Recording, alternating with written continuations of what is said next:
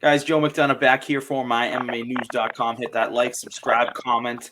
I'm joined by undefeated Alden, the Cobra Coria. Alden, how's it going, man? Pretty good, man. Just got back here in Houston, just enjoying my time, getting my grub on, and then get some training on here today as well. And what's the first meal, I guess, after a weight cut, the training camp, a big win? What's the first like go-to meal? It's got to be something crazy, right? Either it has to be Whataburger or Burger King. It's either Some type one of of those fast two. food, right? Yes, sir. Well, I hope you enjoy some Burger King this week. You definitely deserved it. I mean, last time we saw you, you were on LFA 101, which was called the Undefeated. You were one of the, I think 13 or something undefeated fighters Yes, sir. on that card. You continued that and you did it again here, LFA 113. I mean, just talk to us. I mean, continue the undefeated streak, 3-0 in LFA now. I mean, it's got to feel good. Yeah, it feels good, man. From the undefeated fight to this fight, I kind of took a lot away from it. I was a little hesitant in my striking before. I didn't really feel confident in my power and things like that. And after that Rashad Robinson fight at the 101, the LFA 101, I was getting a lot more confident in my striking. So with this fight, I wasn't too sure where I was going to go, but I was ready for everything. I was prepared for the 15 minutes. I knew he was a wrestler. And I mean, I just took what's given to me. I never game plan or anything like that. I mean, if you go on with a game plan and you get hit, well, what do you do after that? So I just go Can in change and on the fly. yeah, I just let my my reaction take care of me. That's what I let myself do.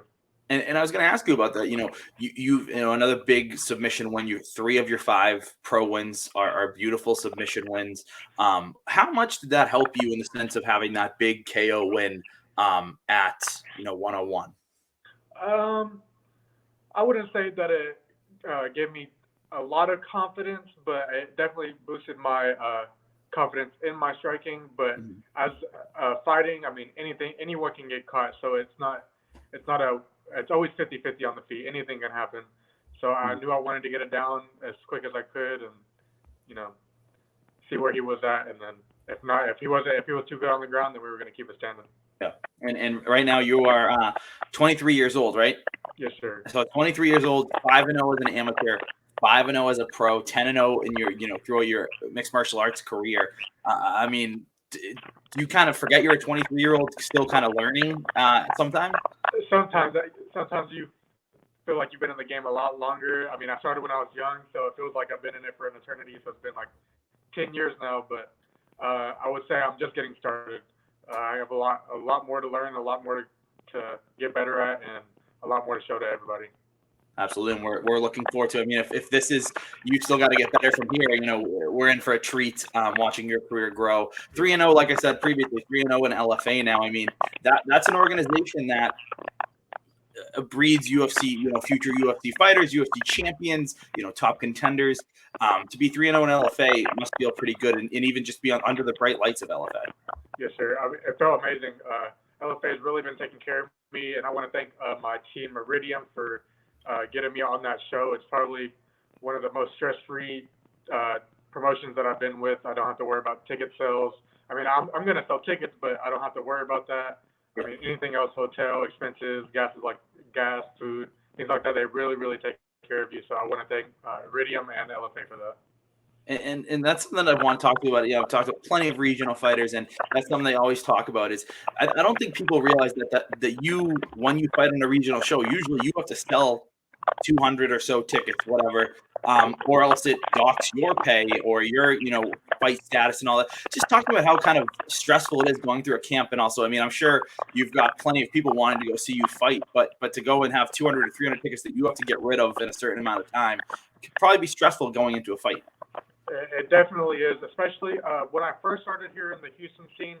It was hard to sell tickets. I mean, I was brand new. I didn't Mhm. know very many people, so I mean, it's kind of hard to sell tickets. And especially if your promoter's telling you, oh, if you don't sell these tickets, oh, we're gonna dock your pay. I mean, Yeah. for what? I'm here to put on the show. I mean, if the people are there, I should still be getting my purse money and my win money. I mean, Mhm. they're making all this money off of the UFC fight pass, the ticket sales, the food, all things like that, Yeah. merchandise. I mean, they're making money, so I don't understand where they're taking money out of your fighters. is going to help you at all. Absolutely. And as a promotional standpoint, they should be able to sell tickets themselves anyways. I mean, that's part of the business Yeah, that they're in. Yeah, you're called a promoter for a reason, right? Exactly. I mean, I have a show here locally that I'd rather not say a name, but I mean, Yeah. I don't see any promotion anywhere. I don't see any billboards. I don't see anything on TV. Maybe on Instagram and social media where everyone's looking, but I mean, there's other people outside of just social media that want to come watch. Absolutely, there is. Over here we've got Cage Titans in Massachusetts and CES in Rhode Island. I mean, when they have a fight coming on, you know about it. You know what's happening. You know what's going on. Talk to me. I mean, like I said, 5-0 now. I mean, Contender Series is coming up. I mean, late summer, early fall. Do you think there's a possibility there? I do definitely think there's a possibility that they will ask for me, but I mean, I don't know. I feel like they get more out of you on the content. I know it's a shot, and it's like, even if you win, it's not a guaranteed thing you're going to get it. So I mean, at the end of the day, I'd rather be a walk-on just for the UFC. I mean, I want to get straight to there, or either just let me stay with LFA, let me get a couple more good fights, let me show you that I'm worthy of being on the show, and let me just be a walk-on. Absolutely, and I think that's something that speaks to your fight IQ and maturity, because I think most 23-year-olds would be saying, "Give me the shot." But like you said, if you get that shot and A, you lose, or B, you don't have the most exciting fight of the night, you may not only get knocked at Stein, but you may be pushed to the side. Dana White might say, "We already gave that guy a chance." So it sounds like you like the route of continuing with LFA until you get that call when they can't stand by anymore. Yes, sir. And talk to me about just having that maturity level at 23 years old, because it's got to be hard to not want to fight right in front of Dana White and possibly get a contract that night. Yeah, I mean, I just think over time I've seen other fighters do the same thing, and I've seen some regional fighters from here get on the show, and they put on amazing performances, and it's kind of heartbreaking to see them still not get that shot. Yeah. Because someone either got a different kind of finish, or they put on a different kind of show. I mean, some people like brawls. I mean, I'm not gonna brawl with somebody. I'm gonna take this fight as smart as I can. I'm gonna finish this dude. I'm not going in there to bang it out and lose brain cells. I want to be smart. Absolutely. About all of this. 100%, man. And talk to me, what's next for you? I mean, would you like to get right back in there? It was a pretty short fight for you on this past weekend. Would you like to get back in there? I'm probably going to take a little bit of time off. I want to start getting back into school. I want to go into business as well. So I'm going to take a little bit of time so I can focus on that, get myself settled in my school schedule. And then I would say by December, we're going to be fighting again. And I mean, going to school while being a professional fighter is not something I hear too often. I mean, talk to me about balancing that. Oh man, well, I tried at the very beginning of my career. It was pretty tough. I mean, from when I was younger, it was just me, my mother, and my sister. So I had to work full time and help her out. So I mean, it really wasn't an option I had. I mean, I went to school for a semester and I was just like, it's too much. I can't focus. I can't schedule it all at once. So I just started working full time and dedicated everything that I had into fighting. And then now I would say my career is a little bit more settled. I'm further in my career. I know a good amount of the game. I don't know all of it, but I'm definitely still learning. But I can maybe ease off the gas a little bit, not too much, but to give myself some time to focus on my finances and school so I can take care of my parents.